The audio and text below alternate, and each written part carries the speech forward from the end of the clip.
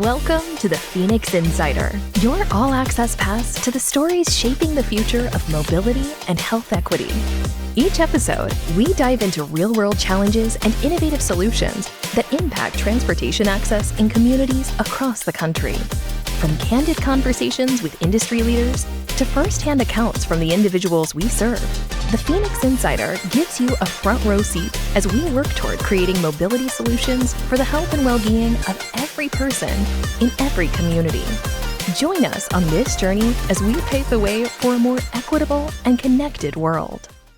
Welcome to the show, everyone. I am absolutely thrilled today to have Ashley Hutto with us here on the Phoenix Insider. Welcome to the show, Ashley. Thanks. I'm excited to be here. So a little about Ashley before we dive in. She is a fierce community advocate and activator.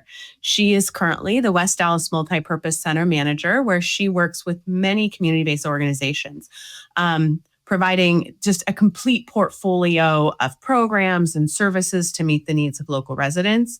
She brings with a wealth of expertise to the conversation today as the operations manager for Baylor Scott and White Health and Wellness Center at the Juanita J. Kraft Recreation Center and the Dallas director of Texas A&M Institute for Obesity Research and Program Evaluation.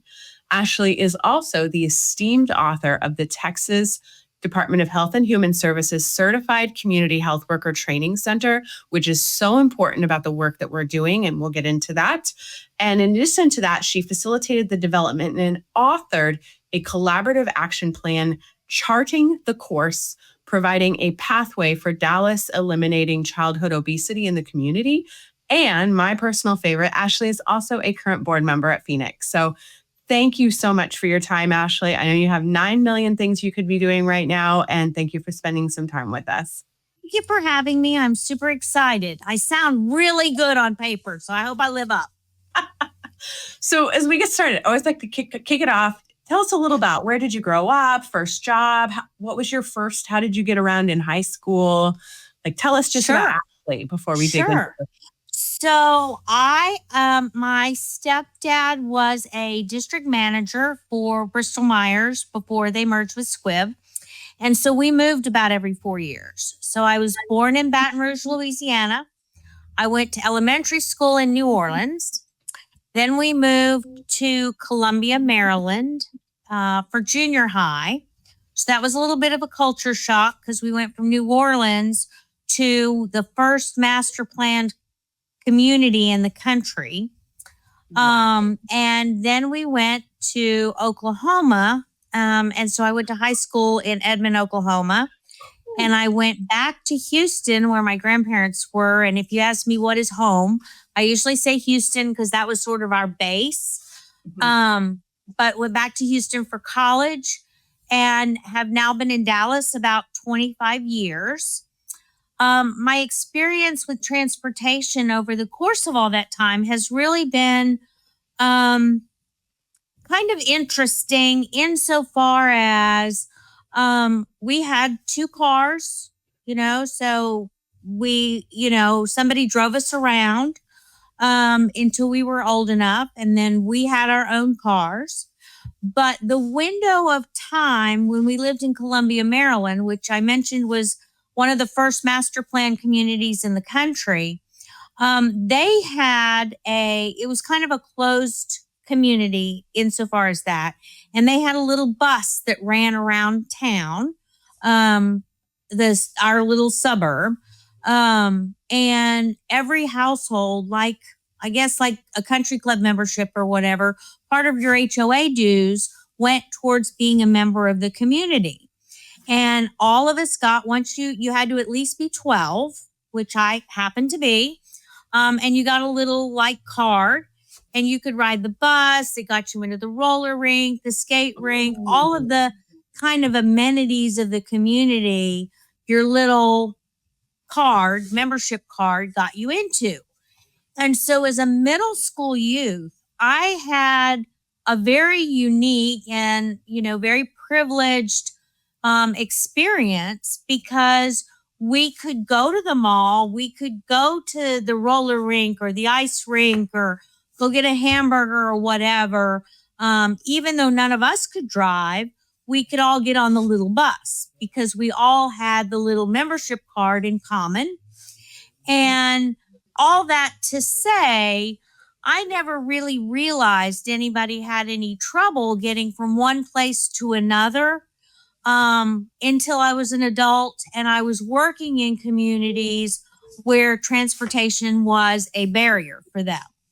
It never presented itself as an issue to me because I had the advantage of both private and public transportation, just in a very, very controlled, very suburban environment. I mean, I'm a little bit older, so, you can tell it was back in the day when this little bus ran around, but it made a huge difference in our independence and our agency as children because we were able, to have a level of autonomy that children don't have today.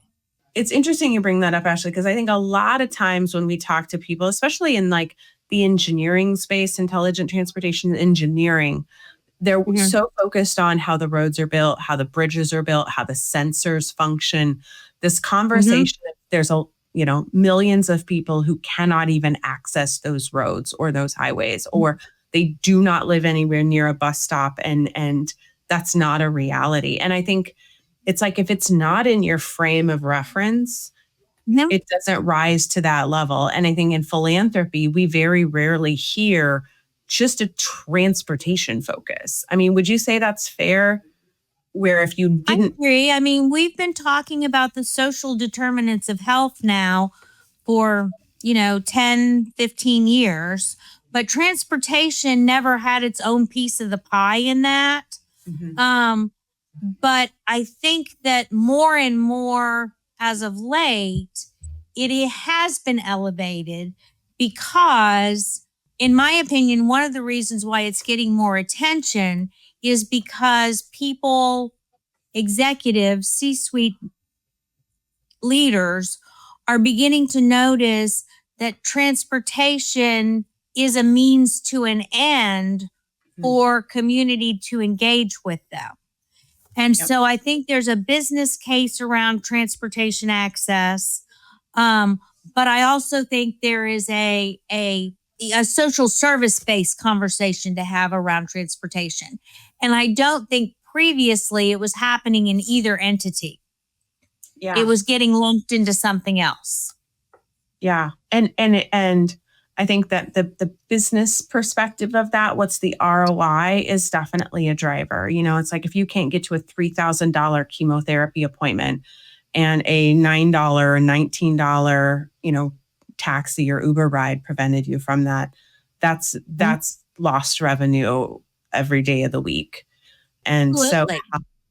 And so not only is it good for public health and is it the right thing to do, but it also is good business sense. So, okay. So Ashley, only child, do you have brothers and sisters? Kind of. Sure. Yeah. We have a half brother and sister, and we're 13 years apart. Okay. And I will tell you, I was not impressed when this baby came on the scene. I was like, okay, it's been fun. See ya. But I was a middle schooler at that point. And so I was raised largely. I was an only child to my mother and my biological father. I didn't have any younger siblings with my mother and my stepfather. And I'm an only child with my biological dad. And then I'm the first grandchild that my mother's parents had on their side of the family. So I did pretty well for myself growing up. The first grandchild is a special place in Grandma and Grandpa's hearts, to say the least. Absolutely. And I was very fortunate that at the time my mother and I, we lived with my grandparents until I was about 8 when she remarried. Okay. So you had not only was I the first grandchild, I was like their 6th child. And the opportunity for me is they were both at the age, my grandmother never worked, but my grandfather was semi-retired. Mm-hmm. And so they had lots of time to invest in me. Yeah. And so I had a very close relationship with them. And when my interesting, I guess, relevant to transportation, my grandmother was fiercely protective of her ability to drive. She passed away at 94. And when she passed away, she still had an active driver's license and a car of her own. Now, she let me drive most of the time, but she had to renew when she was 92 and was super worried they weren't going to let her have her license, because for her, it was the definition of independence. Mm-hmm. You know, and so I can remember that, the whole, and like I said, she really hardly ever drove, but she knew she could, Yep. and that made a difference for her. Yeah. That made a huge difference for her. Yeah, there is very few things that I think folks hold dearly at that point than that sense of independence of, if I need to go, I can. I don't Absolutely. necessarily have to, but I know Right. I have the option. And when folks see that slip away, that is so tough. And in many cases, I remember when we were working with AARP, they said that's one of the hardest conversations folks have to have is, mom or dad, I don't think it's safe for you to drive anymore. And the tension and the anger and all of that. I mean, it's intense. I had a great grandfather that lived to be 104, and he got his driver's license till he was 98. Yes. And he just about literally couldn't see it all when finally he accepted this was the path that was safe and best. But you weren't gonna take it away from him. You weren't gonna trick him. It was the path. So, and that was my grandmother too. Yeah. Yeah. Because he had his faculties till the very end. Like, he would call and say, I grew up on a farm, right? How much rain did you get down there? And I saw you had this many hundredths in this place and this many hundredths in this place. I remember he would call and I'd be like, you're 102. Why do you care? Why how are you much worried rain? about rain? Right. So, all right. So turning the page. So on the Phoenix board and in your work of public health and advocacy, what aspect of Phoenix's mission is most important to you personally? Knowing all this space and also your journey, kind of what resonates most from your perspective? I feel like one of the things that I bring to the table for Phoenix that supports the mission is that perspective, that public health perspective, that social service orientation and interest in being able to address transportation as a social determinant of health, as a social determinant of wealth. I think it more and more it's beginning to have an impact in the conversations that people are having about how do we build wealth in the community. Absolutely. And the relationship between, trying to move the needle in that space and the need for transportation.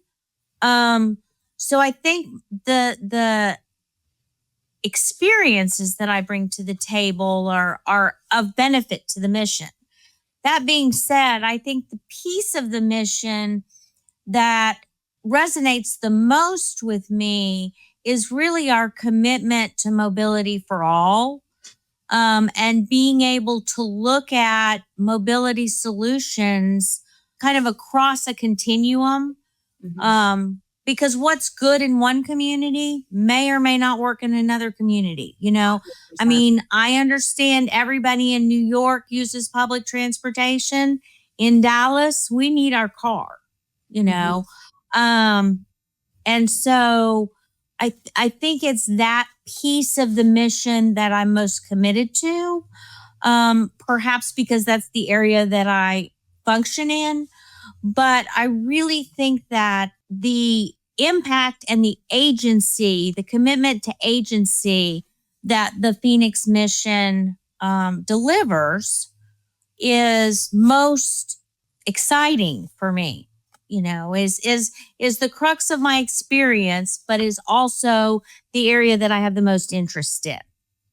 And that focus where it's not just about a ride, it's about the outcome that happens from the ride. And we're so thankful and appreciative, Ashley, for your perspective and your patience as you're like, oh, for the love of Pete, I'm gonna lose it if I have to hear one more rant about charging stations. Like, God bless. And and frankly, I will tell you that I kind of filter out when we get to the kind of the engineering discussions about the nuts and bolts and mechanics, and I'm like, is this going to get somebody to the doctor? Will this thing and this thing both get you to the doctor? Okay, well, let's use both then. Yeah, amen. So I think that's my space. Yeah. Well, and I think one of the things that we're really digging into recently is the importance of fatherhood. And when we talk about infant and perinatal health, the importance of the father. And I think that is one of those things where when we talk about building wealth and we talk about support, alongside of that, when we've done these perinatal health and infant mortality programs to provide mobility, one of the first needs that comes up from the mothers is, I need to get to work. And then, well, the wallet or the funding is not enough for 2 trips a day, 5 to 6 days a week. And how do we support? And then when you add the father component of it, how do we support the father to support the family? And that whole equation is such an important dimension to public health that really doesn't get discussed enough, of how important economic mobility is to health in general and to sustainability as a family. So thank you for your patience and your guidance, Ashley. And I'm 100% just thrilled we are in lockstep on this. It's not, I don't get up in the morning because I like charging infrastructure.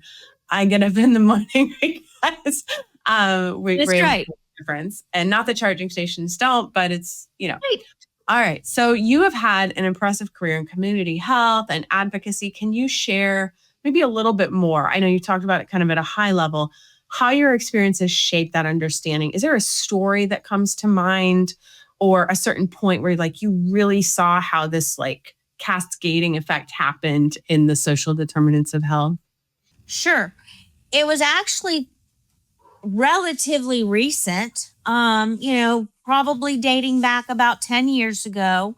I was at Baylor Scott and White, and one of the things that I was charged with was an understanding of missed appointments. And it became, and again, that's in the business case space of things. They've booked their appointments. They need them to show up for their appointments. And then we added in the Community Health Training Institute. And so then there was also a health outcome that we were looking at was, did community health workers move the needle on, at that time we were looking at diabetes, bringing diabetes into control range. So it's interesting. I also landed on a committee that was recently formed or had been recently formed in South Dallas, the South Dallas Transportation Initiative. And I think I probably just drew the short stick to get on it because I don't think anybody perceived at that time that transportation was a thing really to anything that we were already doing. But it became really, really apparent really, really quickly that one of the things that the essence of the no-shows issue could be traced back to transportation almost directly.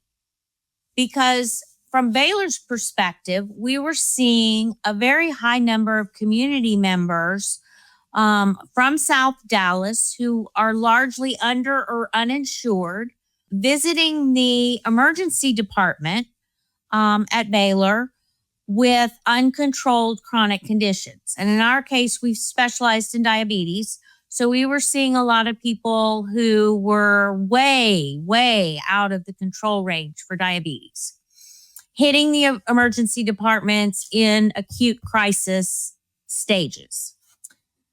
And so we started looking at it. And, we had lots of spreadsheets and numbers and graphs and things to look at. But I was also the person collecting a lot of this data. And you probably haven't noticed, I'm a little bit chatty.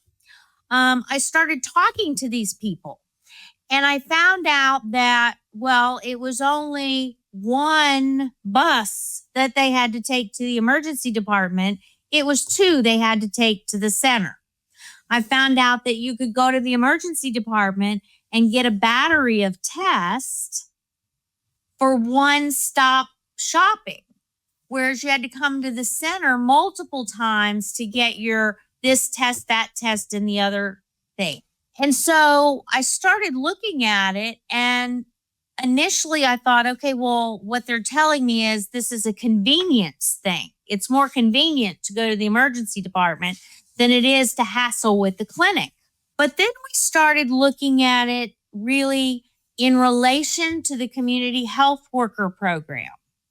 And we realized that there was a common denominator there, that the more times they saw their community health worker, the better their outcomes were.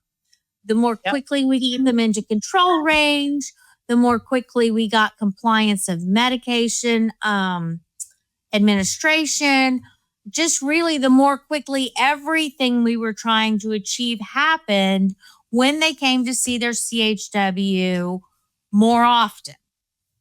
That coaching support that network. coaching was a cornerstone. So then we started trying to understand, well, if it works so well, why are so many people foregoing it? Because it's free, so cost isn't a barrier. It's in their community. It's culturally relevant. We had checked all the boxes. And so we were like, well, why wouldn't they come? And that's when we heard for the first time, well, I don't have a way to get there. My auntie's at work. And we were like, what? And then we heard again, well, my daughter can't bring me to class because she's at work. And I can't ride the bus, or I don't have money to ride the bus, or the stop is too far, or whatever the case was with the bus not being able to bring you. At the end of the day, because Dallas is largely a single car community, whoever had this car was kind of the keeper of the interaction of everyone else in the household's ability. And so we started then, I kind of accidentally put the two topics together and realized that maybe they were going to the emergency room, not for convenience, but because Auntie was home with the car and could drop them at the emergency department faster than she could take them to the clinic at 10 a.m. Right. And so we started experimenting with, at the time that about this time was when Uber came to Dallas, and Uber really wanted to befriend the community. And so they gave us a lot of in-kind contributions of rides and transportation things, opportunities. And so we started piloting around that. And could this get people to things more frequently? All the while I'm sitting on this committee for transportation in the neighborhood, and we're kind of just talking about all different things, but I certainly had not put the two topics together. About that time, I started adding up that all this stuff had to do with transportation, and we realized that there was a solution in the community, but we couldn't seem to get access to it in South Dallas. And that was the GoLink service, which is our public transportation's answer to Uber. Yep. And so with we started having more and more conversations because they had GoLink routes in other parts of the city, not in South Dallas. And our South Dallas people wanted to use public transportation and were more comfortable with it than the Uber. And for a number of reasons, Uber didn't work very well in South Dallas. So we needed this solution that existed in the city already to come to South Dallas. So at that point, we sort of pivoted and became an advocacy committee with the Public Transportation Authority, and worked with city council people and board members. And it took us 3 years to get GoLink into South Dallas. And and that's a whole different equity and inclusion conversation. But once we brought it to the community and we managed to get it in a reasonable, when they first gave it to us, it ran from 9 to 4, Monday through Thursday. You imagine what the what the ridership was in the first 2 months. Very common. So we finally considered, after we threw a few board members under the bus, they said, "Oh, all right, well, we'll let you have it from 7 to 7 also, because that's what time the other communities it ran." Yeah, absolutely. And so we did that. Well, then we realized, so numbers went up significantly. Well, then we realized that there was another problem. DART had recently converted to a tap card. Oh, yes. So we then realized that this whole unbanked problem, community economic wellness, all of that started rolling into our transportation space. And so then we had to address that. And the only place you could renew your card or add money, green money to your card was at a predatory lender location. So we had to address that. And everybody who needs to get their bus pass renewed. Right. And so, we have overcome a lot of hiccups that did not necessarily exist in some of the other communities of Dallas relative to this situation. But at the end of the day, if you just boil down the transportation conversation, it very much was both a public health conversation and a business case conversation.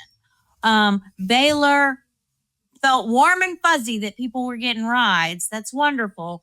But at the end of the day, if I could convert people to the clinic instead of the emergency department, that saved them tons of money because this was uninsured care and therefore uncompensated care.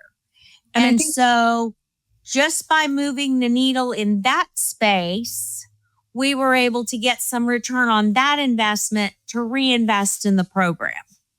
Yeah, I think that's an incredible story that shows the players that need to be at the table, the dynamics that you may need to navigate. For anybody who's listening to this, there's we have so many transportation challenges. How do we overcome it?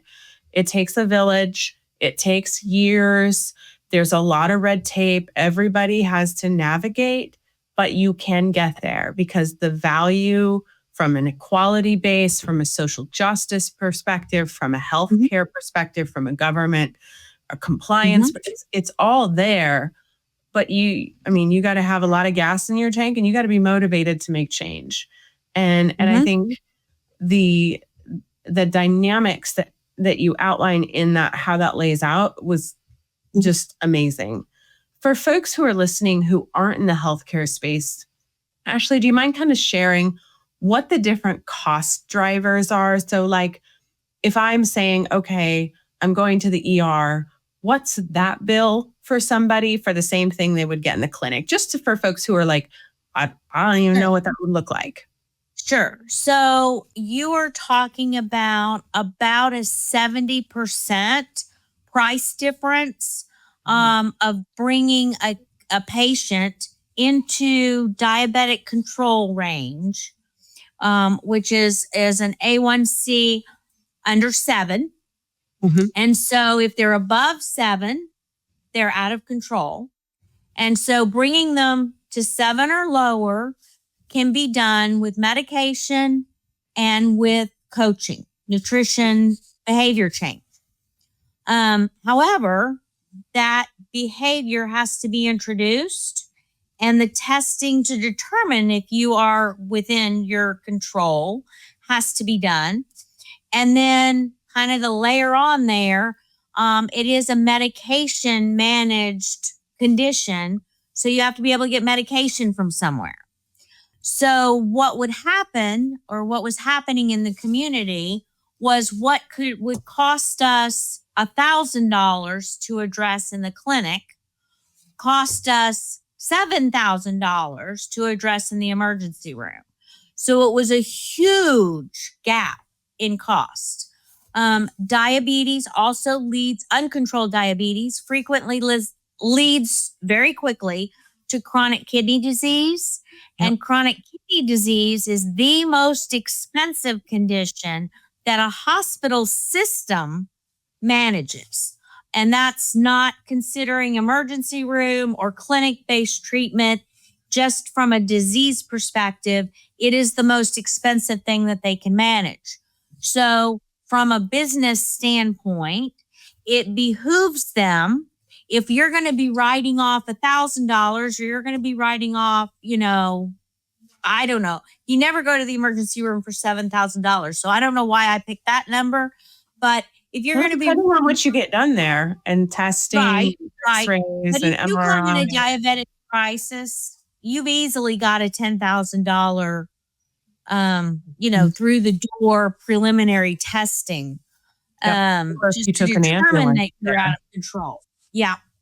And then treatment, you often will end up inpatient because you're out of control. And the only way they can bring you into control is through a very regimented medication administration.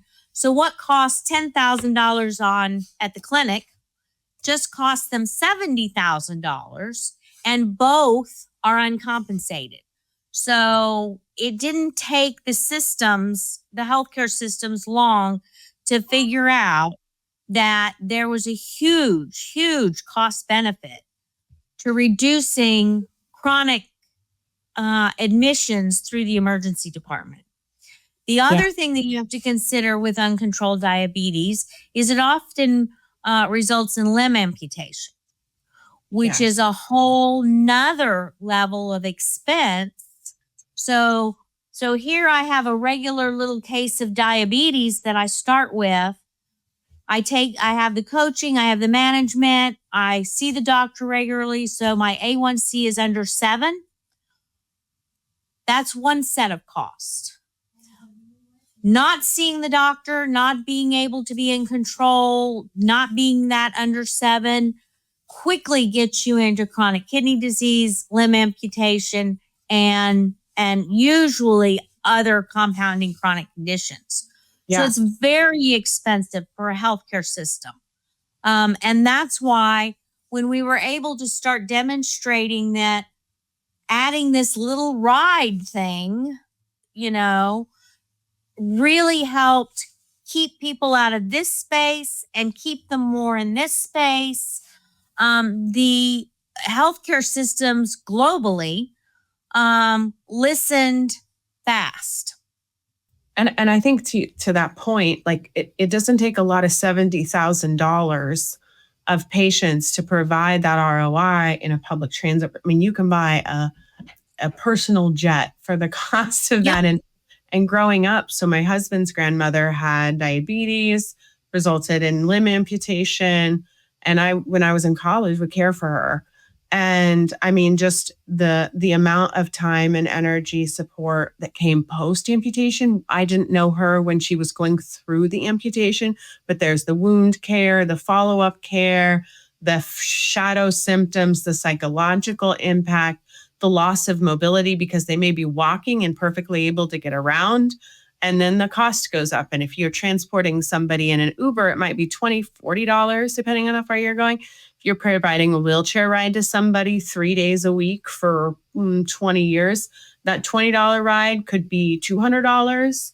And that adds up real at $400 a day just to get to and from the treatment, right? And so I think that cascading effect, that return on investment of keeping people healthy and getting them to that appointment and those appointments to get out ahead of things that they're noticing, whether that be vision changes or, just all the things that happen in life. Amazing. Right. Yeah. It really is. If you look at from a health or a public health perspective, it really is an upstream solution by addressing the transportation needs of a community. Yeah, 1,000%. And I think that's one of the why it's not talked about very much is because it's not right here. Like you have to have this conversation and focus group and then have conversation after the focus. I mean, it requires really that interdependency or not interdependency, that design thinking about like what's the root cause and what are some of those things. So thank you for sharing that story, Ashley. That was phenomenal. And I think gave a perfect depiction of kind of all the moving pieces in the healthcare, not all, but a lot of moving pieces in the healthcare system, and just one use case. And we didn't even talk about cancer. We didn't talk about Parkinson's, all those other things. So thank you. Maternal child health is another big one. Yeah, absolutely. So let's talk a little bit about the West Dallas Multipurpose Center, if we can pivot a little bit. So you all serve a diverse population. I mean, just so many different incredible programs that are lifting up and supporting the community in so many different ways. Do you mind sharing just a little bit about the breadth of programs that you offer? And then what are some of the transportation challenges that you see residents face in accessing programs and services, not only just within the center, but just in the community broadly? I think, folks who are not in this space do not maybe don't get exposure to the breadth of programs that are needed or supported in community centers in this work. So the West Dallas Multipurpose Center, we operate on kind of in a unique paradigm. We are a city-owned property, but we are operated by the Office of Community Care. So we have more of a social service orientation to begin with than, say, a rec center. Essentially, my facility is a giant co-working space because I personally do not believe that I am the be-all, end-all in all program, service, and delivery. So I bring in community partners that have expertise in different spaces to address gaps in service that we've identified in the community. For example, our zip code that we're physically located in has a significant number of people that are reentering the community from being justice involved. And so what we have discovered is, or what we've done is we've located experts in the reentry space, and we've brought them on campus. Some come 1 day a week, some come 4 days a week, and they address the needs of different populations. We have one group that comes that primarily focuses on the first 12 months of reentry. We have another group that comes that focuses on helping people who have been justice involved enter the workforce successfully. We have another group that comes that helps them with, getting registered for SNAP or WIC or Medicaid or something like that. And so we have there are a variety of different issues for people that are reentering the community. We identified a significant population in our community and identified the fact that their needs were not really being met. And so we brought together the people who could meet those needs, and what I contributed to the space or to the conversation was space. We do that. Food access is another big piece of things that I'm interested in. And so we have brought together a variety of different experts in that space. So we've been working on some of the more innovative approaches right now of the produce prescription, the food as medicine movement, providing the agricultural relationship for people, the kind of farm to fork conversation. We do cooking and nutrition classes. We also just do general access to food items, and so we have learned, or as I learn of gaps in services, I assemble a group of organizations that can deliver programs and services to try and close that gap. So transportation is a big one, and it sort of, it's the little to the big piece of the conversation about transportation. So last year we realized that from my front door, which is ADA accessible, from my front door to the main street's bus shelter, you had to go down the road to get to the bus shelter because we had a light pole in the middle of the sidewalk. And there was no way that you could get your wheelchair, scooter, or walker around that light pole. So it took me a couple of years. I guess it was about 3 years ago that I noticed it. So it took me a couple of years to get all the people who needed to talk about getting the light pole out of the sidewalk thoroughfare to move it. And so, we addressed. Yeah. I mean, you think about it, right? Like we can send rockets to outer space in the time that it takes to move a sidewalk. Absolutely. Like, Absolutely. That's the thing that I think a lot of folks just do not, maybe don't hear and know. Like, there is so much regulation and so many different dimensions to the sidewalk, let alone the bus stop, Some of it is just awareness. Yeah. I needed to talk to 20 people. Right. I had to talk to 20 people to figure out how to get the light pole moved like 3 feet over, off of the sidewalk. Right. And so that was, and it required, there were a lot of people. I was like, well, why does stormwater have anything to do with this conversation? Well, it turns out if you put the light pole over here, that it's too close to the storm drain and it's water and it's electricity. And and I'm like, well, who would have thought that? So there were people involved that you would have never thought to think were involved. Right. So we address transportation, or I'm engaged with the transportation conversation from that level, but I'm also engaged in, food banks that do drive-through. How are you going to do that if you have no transportation? Because the Uber man does not want to sit in the drive-through line with you. He wants to drop you off and move to the next call. He's not interested in drive-through activity. So we had to figure out people who don't have transportation, how do we deliver this program or service that we're delivering in a drive-through format to those who don't have transportation? So that's kind of the high level of that. Well, the low level of that is, have you ever thought about how you're going to package the donated produce for somebody who has to ride the bus? Right. So we had to buy different bags that had handles on them that were more durable so that they could get from the distribution to their home without their produce going all over the ground.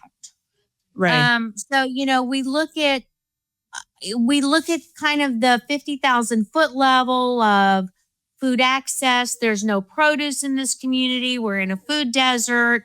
It presents a challenge and a barrier for community members. But then at the end of the day, we better buy the right bags to put this donated produce in so people can get it home, And then you add the element of the fact that we know that one of the barriers to consumption of donated food is awareness and ability and skill set. So here I'm going to give you a butternut squash and I'm going to send you home with it, and I'm putting it in the right bag so you're going to make it to your front door with it. And guess what? You don't know how to cook a butternut squash. So now I have to figure out how to offer a class for you to learn how to cook the butternut squash. And I have to figure out, can you ride the bus back to it? Are you going to ride the bus back to it?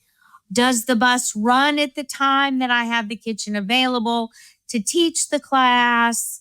Oh, you work till 7, but we want to offer this class at 7:30, and 30 minutes is not enough time to ride the bus.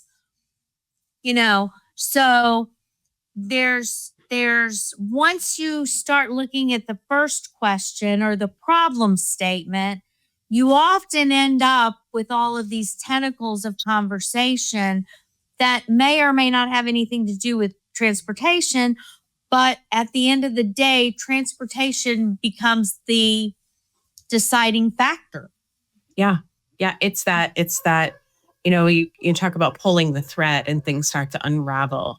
And I think that's the conversation around mobility, right? Like, absolutely. You just outlined 15 different places where that challenge breaks down, Right. whether that be time of day of week, mode, carrying the bags, the distance from the bus stop to the location where the food is. I remember talking to a food bank that just built a beautiful new facility in Corpus Christi, Texas.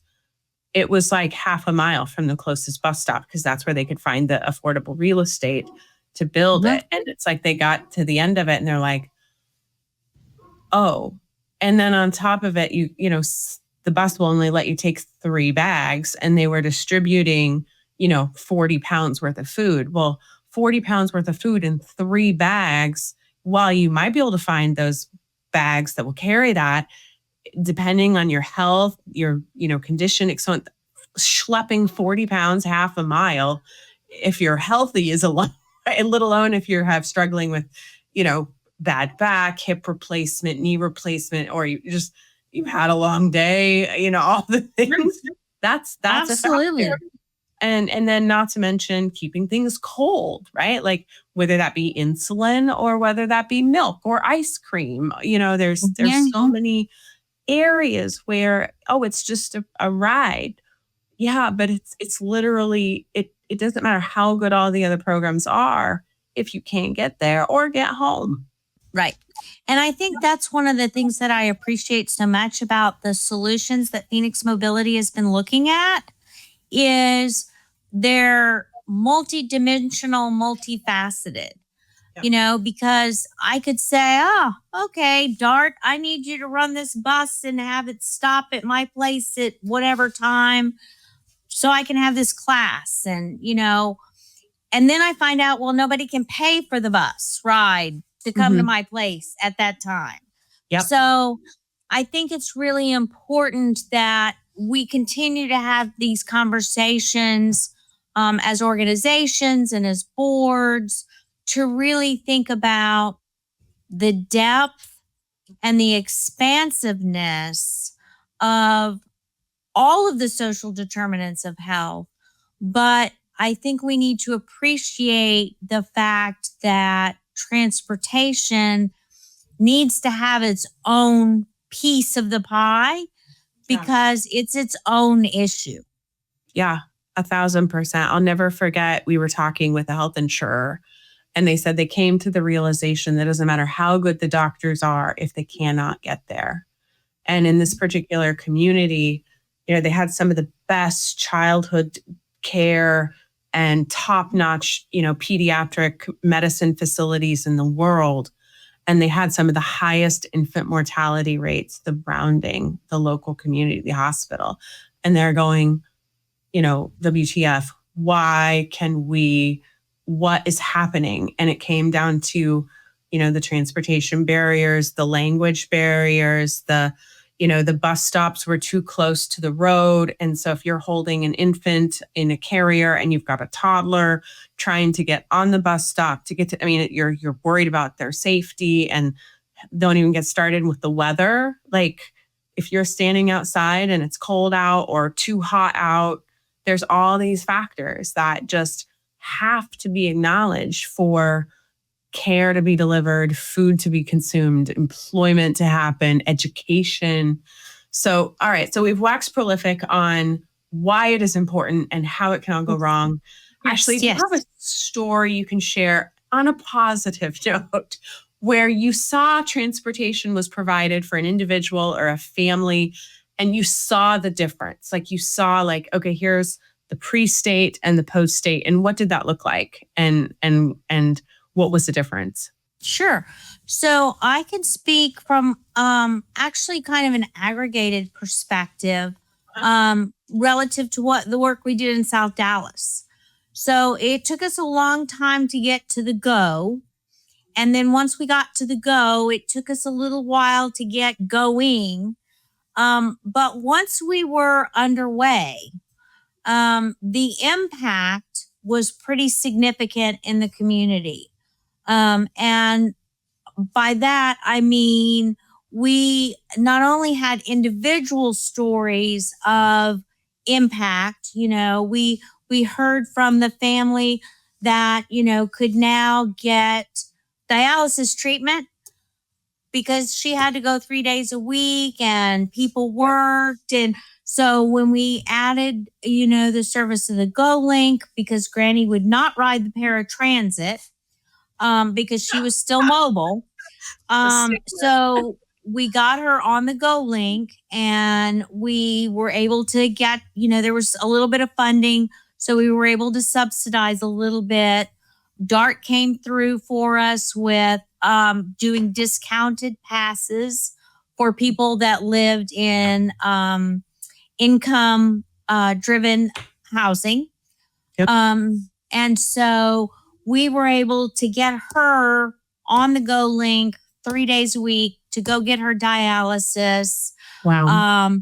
And bring bring her chronic kidney disease into control just by moving that one lever. Yep. That same family, we were able to, this is where I learned about the Go Link, obviously not wanting to sit in the drive-through line to get their produce. Yeah. So we were then able to help that family learn how to use the scheduling app that DART has to schedule their drop-off and their pickup so that they could go get their produce and then get picked back up by the next one without having to sit there for an hour or 2 hours or whatever. So we saw huge impact on the individual level by making the Go Link more accessible, more affordable. We had to work out I only have $5. How can I put that on my card? I don't have a bank account, those kind of things. There were a lot of logistical pieces that we had to look at. Sure. But at the end of the day, what we did was really fairly simplistic, but it was transformational. Yep. We bought 300 tap cards and we loaded every tap card with $12, which would get them basically four Go Link rides. And we said, okay, here's your card. It's got money on it. You can go, come, and figure out how this works for you. And so what we did was we took the risk away from community members and their limited dollars and gave them a chance to kind of play out with the Go Link. Our numbers shot up by 200% in a month. Whoa. The DART people were like, well, what did you do? And we're like, we gave out free tap cards. Yep. And so, then we had to circle back because then if you receive SNAP, you got a discounted pass. So your $12 would go farther. Yep. We had to register your card to you. But we didn't start there. We started just with, here's a card, it's got $12. Go try out this Go Link thing. Yep.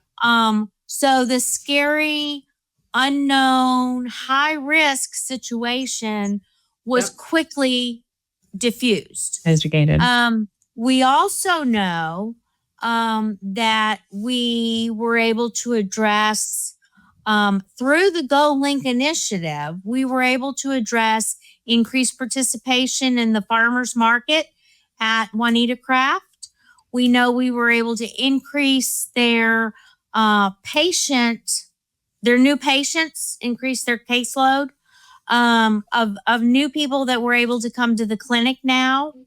And while they weren't asking the right question on no-shows, we think we were able to impact that also. Because if you were a new person and you were coming on GoLink and you were complying with medical advice, it largely could be traced back to, your ability to get there to be compliant. Yeah. So, Yeah.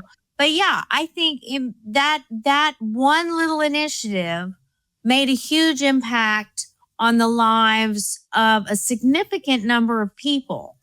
But I will tell you, it took us 5 years to get from our first meeting where we said, we have a transportation problem in South Dallas, to being able to go back to the dartboard and say, look, this is what we know we've done.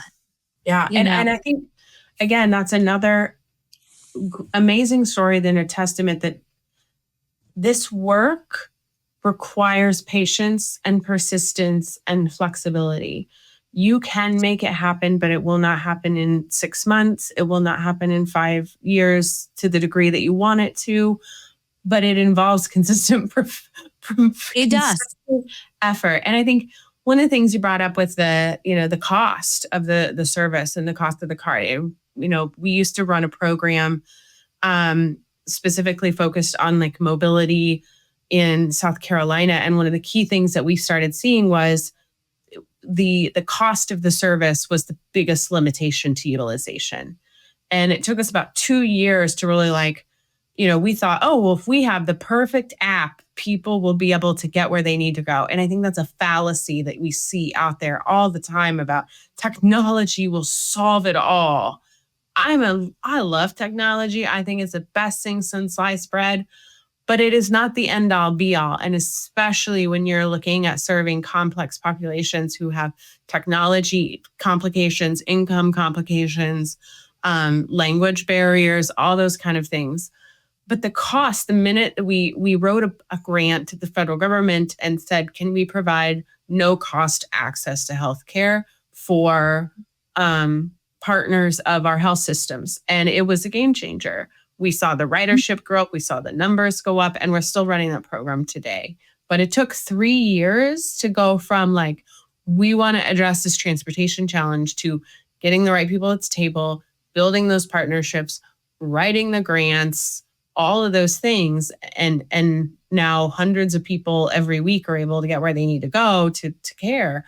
But it didn't happen overnight. And it required a lot of effort. And the cost, even if, people take for granted, it's just $3. You can't afford $3 or you can't afford $1. I mean, we ran a program where people had to buy their transportation. They spent the last penny in their bank account. And some of these participants were feeding families of 5-6 kids, and they spent their last dime on an Uber. And when you play that out and you think, what did that make a difference in her ability or their ability to feed their families? Because they, in that decision, right? 41% is what Feeding America indicated that transportation was a root cause of hunger. Do I put gas in the car or buy a bus pass, or do I buy groceries? Or do I get the milk and the produce and the more expensive items that I know are healthier? Or I get what's cheap and I can buy in mass quantity because I've also got to buy these other things. You can only stretch $1 so many ways. So, amen. Yes. Well, and I think people forget the risk. The risk in and of itself is a factor.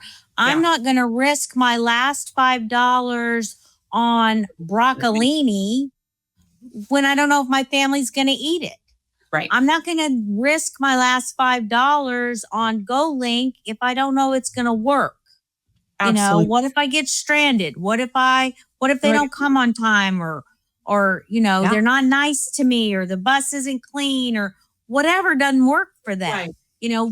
What happens if, and I think that's a question that leaders fail to ask when they don't include the people you're trying to support at the table for multiple conversations. Yeah. You know, what I found, especially with South Dallas, is North Dallas, which is more affluent, has lots of research entities, has lots of money, comes to South Dallas to implement their programs. They're going to come fix what's wrong with South Dallas. Well, the problem with that is they've sat in North Dallas thinking up the solution to a problem that they've not even determined anybody has in South Dallas. Right. And so what we learned was, okay, great. Yeah. The data says that a family can bear 30% of their total income applied towards transportation. All right, well, that's wonderful. But what if their housing costs them 70% of their income? What if one of those numbers is off whack? Well, then I don't have 30% to contribute to transportation if I plan on serving anybody at my house a meal. Right. You know, and so that's one of the things that, you know, we get a little hasty sometimes from a program logistics standpoint. And we say, well, okay, wait, the data here says you can afford 30% towards transportation. What's the problem? Right. Oh, well, your apartment is costing you 70% of your income. Yeah. You know, then it makes sense. Absolutely. Or the fact if you're living on, like when we were, again, going back to that community in South Carolina, when we were looking at the data, I mean, a single older adult was living on $800 a month, and 30% of $800 a month doesn't go very far. I mean, that's, and if you need more than 4 rides to your name to get to the doctor, church, grocery store, any kind of social supportive need that you have, I mean, forget it if you're diagnosed with cancer and you've got to figure out how to get to 54 chemo and radiation appointments in the next 4 months, right? And you make just too much to qualify for Medicaid, and the Medicare and the Medicaid. Or you haven't expanded. We're in a non-expanded state. Yes, or it's So not no Medicaid for you here if you don't have a dependent child. Wow. And you only get it for 12 months, even if you do have a child. Wow. And that's only since the last legislative session that we went from you have the baby and you get off of Medicaid to we'll give you 12 months because we feel nice and we're going to give you 12 months now. But at the stroke of 12 months, you are no longer insured. Wow. Well, and then you think about the cascading effects of that. We were talking to somebody and, you know, she had a child and she was unhoused with a child who had a chronic illness. And the cost of care and the challenges and the anxiety, just the address situation brought in. And then to not have any way to care, or, you know, you basically live by emergency room. There's no getting ahead. There's no hope of a cure or getting to those specialists. It's, I want to keep my baby alive as long as I can. And what was so hard to hear was, you know, the chronic condition that the child had was likely a result of the housing that the mother was in when the child was an infant, because it was due to lead poisoning. And so it's so tough and it's so complicated, but that is why it takes great people to do this work and champion this cause. So Ashley, what finally, just kind of wrapping up, because I think we've covered all of these things through these really beautiful stories. What advice do you have to give to transportation leaders and community advocates who are looking to kind of work together or work in their communities to improve mobility and health equity?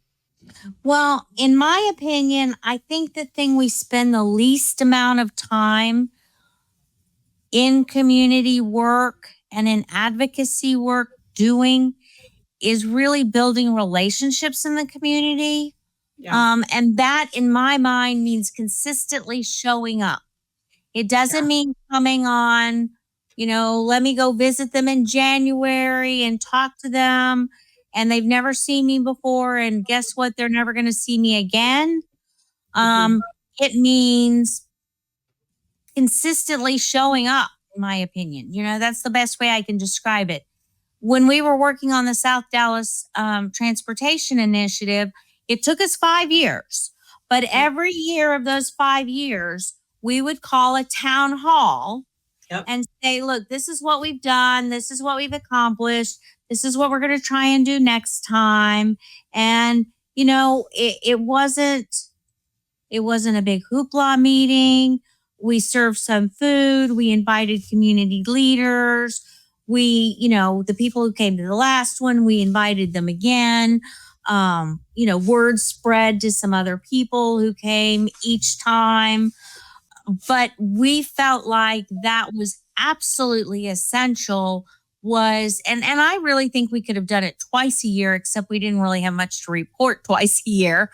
But I think it's important that whatever you ask of people, you go back and tell them what you've learned or what you're going to do, or sorry, your information was a bunch of garbage. We don't want to talk to you anymore. I don't know, but Be we transparent. just show up and then we disappear. And so I feel like whatever work you want to do from a community or an advocacy perspective, you need to show up consistently to the people that you are working with on that. A lot of people talk about, you need to be, you can even talk about, well, you need to be transparent or you need to be engaged, or, the whole conversation around participatory community research pillars and stuff. At the end of the day, in my experience, if I just consistently show back up and tell people what I'm doing or what I've done with their information that they've provided me, it does a world of good. It's a huge game changer for people to hear, oh, yeah, in January, I told you that the DART, I couldn't get to the DART because there was a light pole in the middle of the sidewalk and I was having to drive down the road. And the cement truck that also uses that road is going to squish me one day. And, for me to just go back and say, well, I've talked to this group and that group and this group and that group. And, the light pole's still there, but I haven't forgotten about what you told me you needed to be done. And I've done something since we talked. I haven't moved any light poles yet. I haven't resolved the issue, but I'm still working on it, And so after another 6 months, they're like, well, the pole's still there. I'm like, you're right. But now I've talked to this person, and this person, and we're getting close to the pole getting moved. Yeah. And so I think that is really the cornerstone of being successful in working with community members, is being consistently present. Yeah. I think that's incredible advice, Ashley. And I think there's a number of different areas, like especially in this transportation space, there's every 5 years or 7 years, you've got to do either a long range plan or a human services coordination plan, or they renamed it something else now that's like 5 letters instead of 3 letters. That is beyond my capacity to remember. But and if you just show up every 3 years and ask for feedback, that is not the same as showing up the first year asking for feedback and then showing up the second year and saying, here's a plan. This is what we did with the data. You'll see in the appendices when we had that community meeting, here's your thoughts and your reflections. And we appreciate you sharing it with us. And here's what our recommendations were. And then the next year saying, hey, look, of the 5 recommendations, we've started on 2 of them. And then the next year, and then because it's crickets. It's like, and then eventually people don't believe you. They don't trust you. And then they quit showing up, period. And the way the government money is structured. For anybody. Yeah. Because you lose trust. You're like, nothing ever changes. So why the hell am I going to show up and take your damn survey? Right. I got better things to do I talked to these other 5 people and I never saw them again. So, yeah, exactly. And so I think that is fantastic advice, Ashley. All right. As we wrap up this robust conversation, Ashley, we have some, as I like to call them, rapid fire questions. Yes, ma'am. In 1 minute or less, the following questions. Mobility equity is Access. Plain and simple. What is one piece of leadership advice that is so great you must share it, or so awful you have to warn us? Oh, that's a hard one. I would have to say it's that be consistent. Because the first time you make an exception, you have to be prepared to make that exception for everyone. So it's sort of an in or out kind of thing. And I actually articulate it that way. I'm sorry, I cannot make an exception for you because I cannot make an exception for everyone. Yep. Okay. Last TV show you binged on and loved? Lincoln Lawyer, and I think it's coming back soon. Yes. I really liked it. Oh, love the Lincoln. I watched it all in like 2 weeks. Did you watch the second season yet, or just the first season? Oh, I watched both seasons. Yep. Knocked them both out. Third season coming soon. Okay. Favorite concert of all time? It was a long time ago in a land far away. I went to U2 in Houston. Okay. Under the Blood Red Sky. Wow. It was a great one. Yes. That sounds like. And interestingly, 100 years ago, Bono was still an advocate. He still did not stay just in his music space. Yeah, no, I think the work that he's done is at the Red Initiative to HIV and AIDS, and the work that he's done is just phenomenal in bringing awareness and advocating on a global stage. 100%. Yes. All right. Last question. What one thing that do you think is significantly under discussed in the transportation industry that not enough people talk about? Well, that was a hard one for me. I think that it's transportation in general. If you get into the transportation industry and conversation, there's lots of robust conversations. But the pathway into transportation conversations is small. There's a lot of people that don't know what they don't know about transportation until they're in the middle of it, knowing it. And so I think I would say that's the biggest thing, is that there's just not a lot of conversation that transportation is a thing with people who aren't transportation professionals. Yeah. And I think it's like, we were talking this morning to a woman who owns a business. She's been in the transportation space 7 years, potentially operating without the proper insurance, because it's so nuanced and it's so specific and it's so detailed and all these kind of things. And it's like, you got to know the guy to know the guy. Once in a while, you got to know the gal that knows the gal. But it's like, it's very nuanced. And even though very there's much so, maybe 20,000 people in this kind of transportation space, I would say, in hardcore, that's still, when you think about the 365 million people in the US, that's a small number.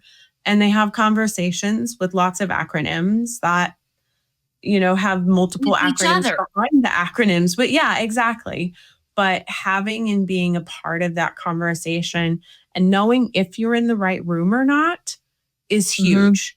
Because I know a lot of people who go to these meetings with Federal Highway or these programs that are focusing on roads and bridges and infrastructure, thinking that they're actually there to talk about the transit issues in their community, or, and it's like, well, that's not that meeting. That's another meeting, but it is a transportation meeting. So at least you're there. But sometimes the folks on the highway side don't even know the folks on the transit side, because the highway side is so massive. So especially it's so technical.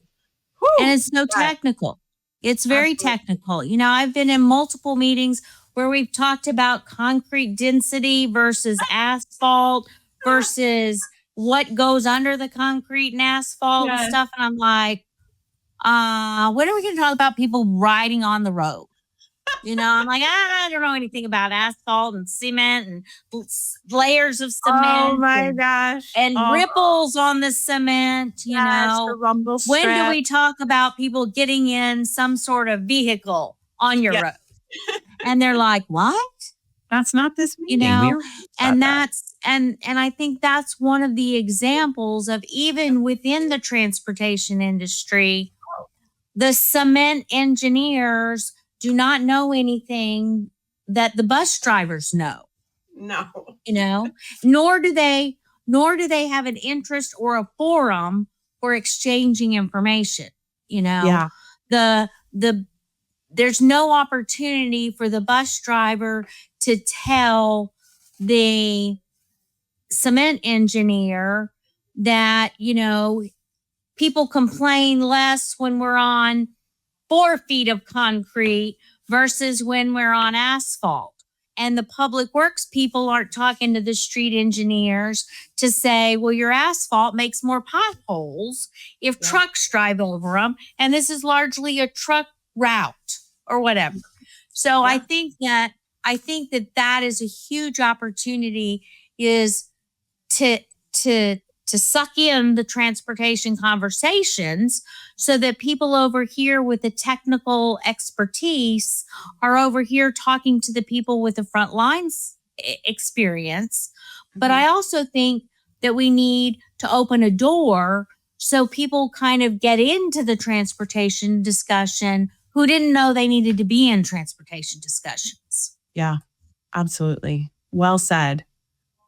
Thank you, Ashley, for You're welcome. Your time, for joining us today, sharing all this impressive information and knowledge. And you knocked the socks off. So your bio lived up. So thank you so much. Wonderful. Well, thank you for having me. I appreciate it. I enjoyed visiting with you about this. I mean, I think we don't talk about it enough. And I think we don't talk about it in enough different contexts. And, you know, to your point, I think that sometimes we start, you know, we talk about what we're there to talk about, and we forget this is an opportunity to create a conversation that doesn't exist now. Right. Absolutely. Well, hopefully through the Phoenix Insider, Ashley, your words will reach more folks in this space and encourage them to invite others. So thank you so much for joining us today. Thank you. Thanks for joining us on the Phoenix Insider, where we explore the road to mobility equity together. Don't forget to subscribe and share this episode with your network to keep the conversation going. Together, we can break down transportation barriers and create lasting change. Visit phoenix.org to find out how you can help improve access for everyone. We'll catch you next time on the Phoenix Insider as we continue driving forward toward a more equitable future.